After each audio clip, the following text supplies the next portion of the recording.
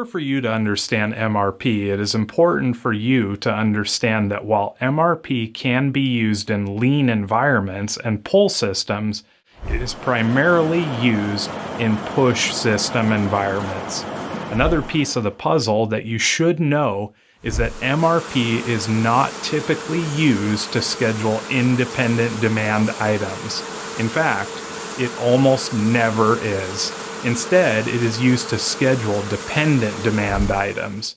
In the next few modules, you will look at push, pull, dependent, and independent demand items. One more thing, too.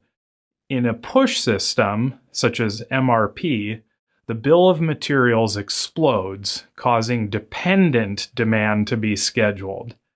Typically, the master schedule is used for scheduling independent demand items, but you'll hear more about that soon. We'll see you in the next module.